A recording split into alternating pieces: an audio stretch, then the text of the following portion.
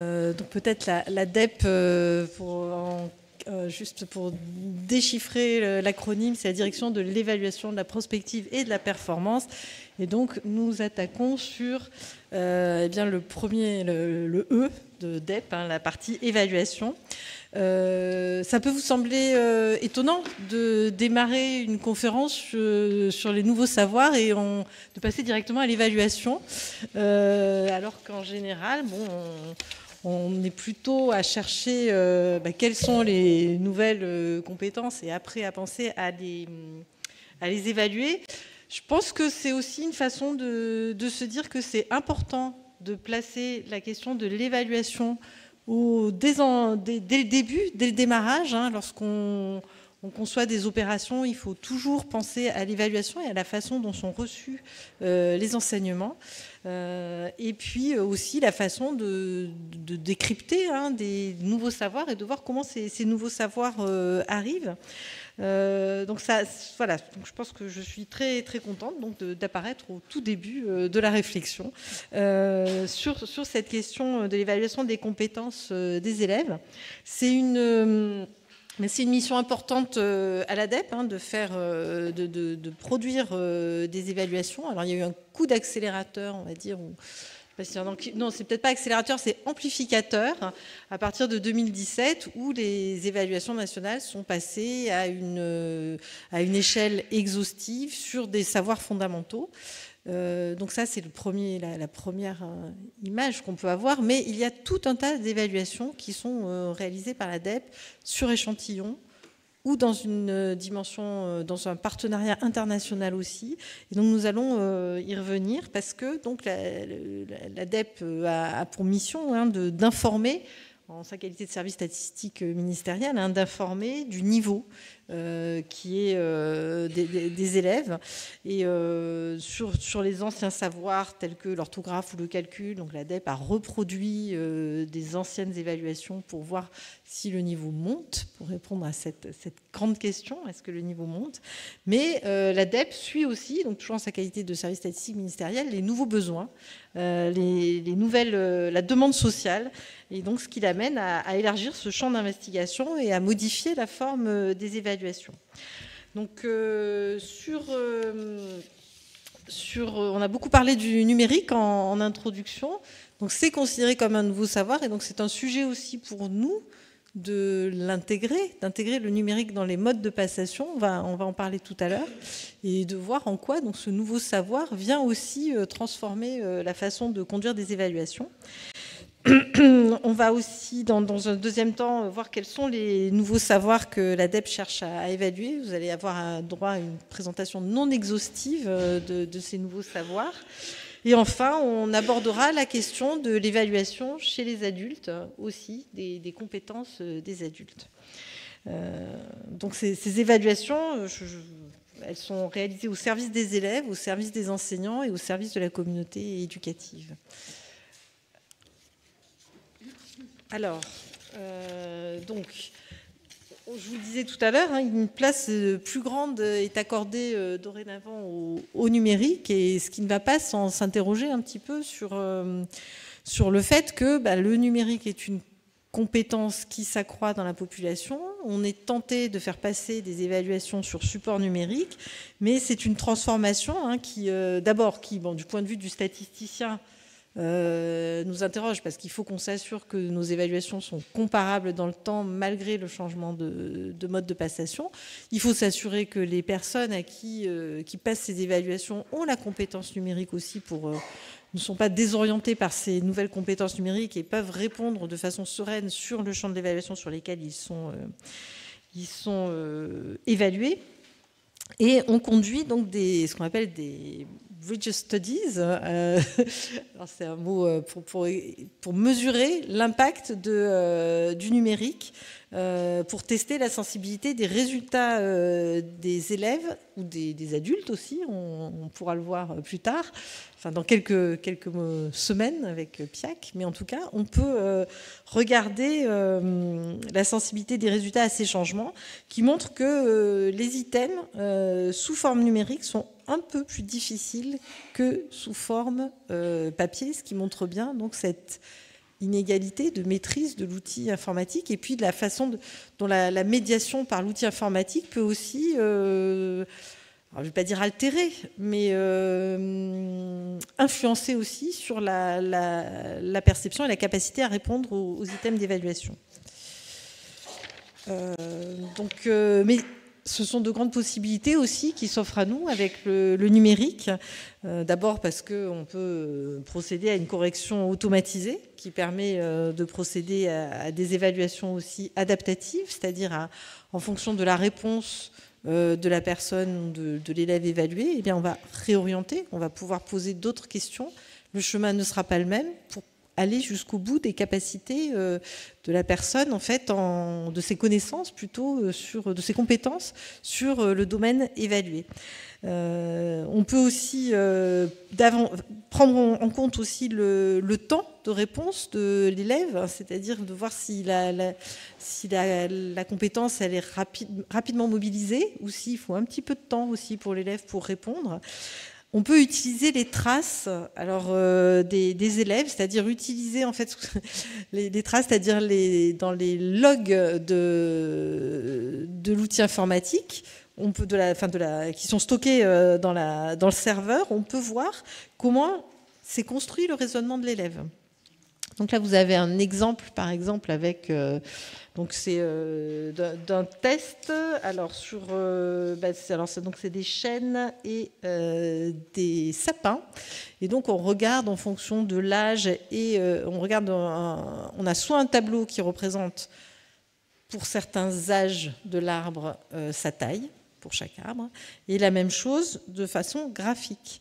On demande à l'élève à quel âge le sapin et le chêne font la même taille. C'est un problème de résolution mathématique. Et on peut voir si l'élève va tâtonner sur le tableur à gauche, va essayer plusieurs valeurs pour trouver pour résoudre cette équation, ou s'il va passer par une résolution graphique, s'il va tracer sa droite sur le graphique et trouver de façon graphique la solution. Donc c'est en termes de construction de compétences mathématiques, c'est une vraie richesse de disposer de ces logs. Voilà, donc ça c'est sur la partie support numérique, les potentialités et évidemment les limites aussi. Alors, quel nouveau savoir évaluer ?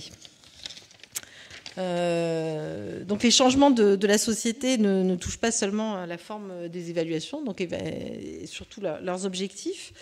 Donc, on a parlé de nouveaux savoirs sur les dimensions, suite aux travaux plus anciens, sur les dimensions cognitives ou socio-comportementales. Mais il y a beaucoup, au-delà des compétences numériques, il y a d'autres compétences qu'on peut être amené à vouloir évaluer. Alors, la littératie statistique, ça, c'est un rapport de l'inspection générale de l'INSEE, de l'inspection générale de l'IGESR, sur le fait que le citoyen doit être armé pour comprendre les enjeux économiques qui lui sont véhiculés et être en capacité d'analyser des grandeurs comme le taux de chômage, le PIB, et aussi disposer des compétences techniques qui lui permettent aussi de relativiser tel ou tel indicateur. L'esprit critique, ça, on va dire que c'est un champ encore plus large qui peut englober la littératie statistique aussi, d'avoir un regard critique sur les données, sur les indicateurs, mais d'une manière plus générale sur les outils, sur les sources, sur les informations qui sont conduites. Le bien-être aussi, la créativité, on va le voir, et les compétences civiques. Je n'ai pas mentionné le développement durable, mais ça fait bien partie des domaines qui sont évalués au travers de Teams notamment. Et donc je vous invite à découvrir dans la prochaine édition d'État de l'école, qui doit sortir deuxième quinzaine de novembre. Il y a bien une synthèse sur les compétences des élèves sur le domaine du développement durable. Mais là, je vais me focaliser sur quelques-unes des compétences, sur les compétences numériques. Donc, l'ADEP a participé à l'enquête internationale ICILS. Donc, c'est une enquête internationale qui est réalisée dans le cadre sous l'égide de l'IEA, donc qui évalue deux dimensions: la pensée informatique, c'est-à-dire la capacité de l'individu à identifier les problèmes du monde réel, qui sont appropriés par une formulation informatique, évaluer, développer des solutions algorithmiques à ces problèmes et les mettre en œuvre à l'aide d'un ordinateur, et la littératie numérique, qui est la capacité de l'individu à utiliser efficacement un ordinateur pour collecter, gérer, produire, communiquer des informations dans un cadre divers. Donc ces deux dimensions sont évaluées. Il se trouve en ce moment même, en fait, c'est la conférence de presse qui présente les résultats de ICILS, qui seront diffusés la semaine prochaine. Je ne peux pas déflorer les résultats, mais sur la précédente édition de ICILS, la France était dans la moyenne internationale sur la littératie numérique. Il me semble que la pensée informatique, c'est une nouvelle... bon, voilà. Enfin, il y aura des résultats intéressants sur la pensée informatique. Voilà. Et par ailleurs, donc c'est la richesse de ces enquêtes, c'est qu'à la fois, donc c'est des indicateurs standardisés qui permettent une comparabilité dans le temps, mais ils nous permettent aussi de nous comparer avec les autres pays. Et donc cette approche comparative est toujours très enrichissante parce qu'après on peut se confronter à la pédagogie, au cadre dans lequel les savoirs sont dispensés. Alors, rapidement aussi, l'ADEPE a organisé aussi une enquête nationale qui traitait de programmation, et on a des résultats qui sont intéressants au regard de ce qu'on sait par ailleurs en mathématiques, puisque vous savez qu'en mathématiques, les garçons ont des meilleurs résultats que les garçons. Et il s'avère qu'en programmation, algorithmie, les filles ont des meilleurs résultats que les garçons. Donc, ça, voilà, c'est une information qui me semble intéressante pour relativiser et trouver aussi des leviers de confiance en soi pour les filles. Par contre, ça reste une dimension qui est marquée par des indicateurs d'inégalité sociale comme l'éducation prioritaire.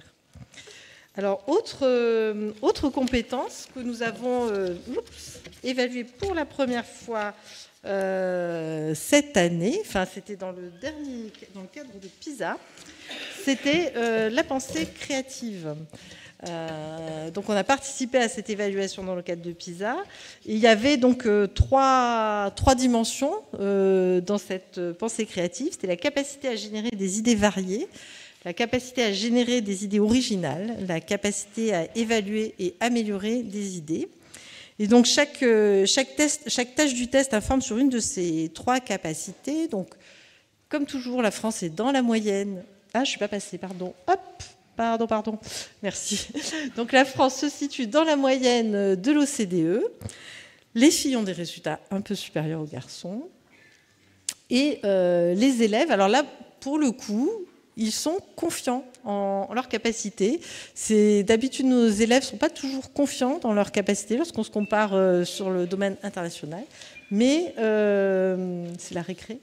Non, c'est pas ça. Alors, donc les élèves pensent plus souvent pouvoir être créatifs que dans les autres pays, tout en étant moins ouverts aux apprentissages, aux activités artistiques que dans ces autres pays. Je vous donne juste quelques exemples rapides de comment est-ce qu'on évalue la pensée créative. Alors, à gauche, vous avez une illustration et on demande aux élèves de trouver 3 titres à cette illustration. En dessous, vous avez une bibliothèque, un petit peu à l'ancienne, on dirait la bibliothèque de la Cour des comptes, un petit peu. Et donc là, on leur demande de trouver 3 idées pour améliorer l'accessibilité de cette bibliothèque pour les personnes en fauteuil roulant. Ou alors, donc, dans une dimension plus développement durable, on a, pour encourager le covoiturage et donc réduire la pollution et le nombre de voitures sur la route, certains pays attribuent des avantages aux personnes qui font du covoiturage. Trouver une façon originale pour étendre cette initiative. Donc, ce sont des items qu'on trouve dans PISA, pensée créative. Autre dimension nouvelle, c'est qu'on a évalué pour la première fois l'année dernière, c'était l'éducation civique et la citoyenneté. Donc la France a participé à l'enquête ICCS, une enquête internationale. Je pense qu'à force de le répéter, donc la France est dans la moyenne internationale. Les filles ont des meilleurs résultats que les garçons, mais l'écart est moins fort que dans les autres pays.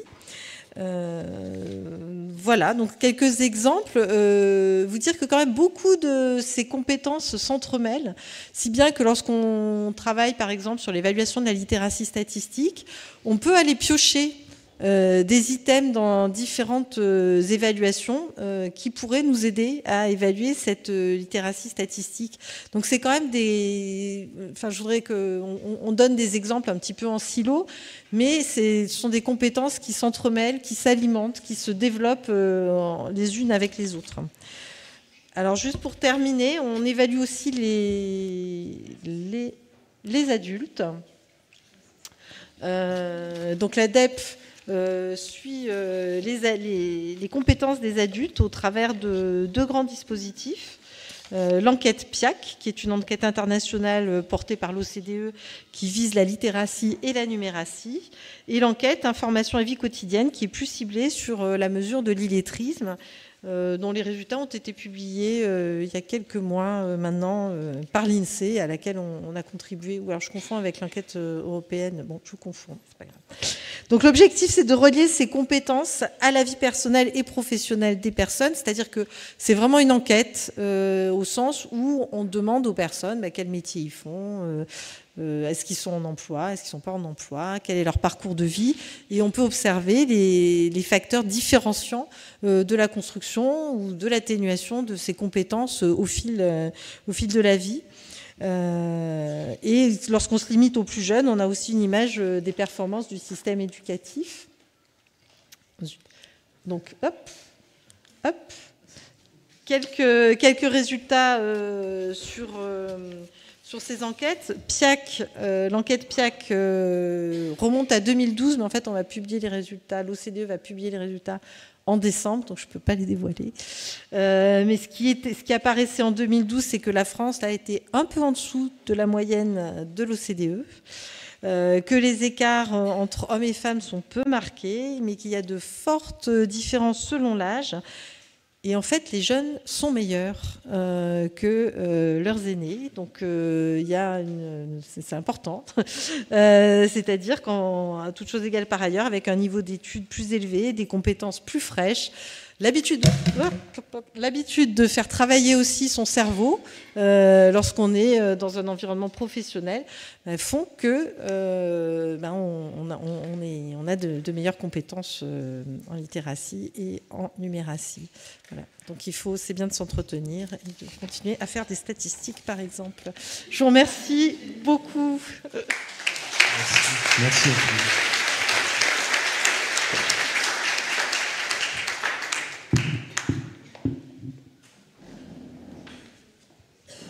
Donc maintenant j'ai le plaisir d'accueillir Anna Cristina Dadio, qui est donc chef de section de thématique politique du rapport mondial de suivi sur l'éducation.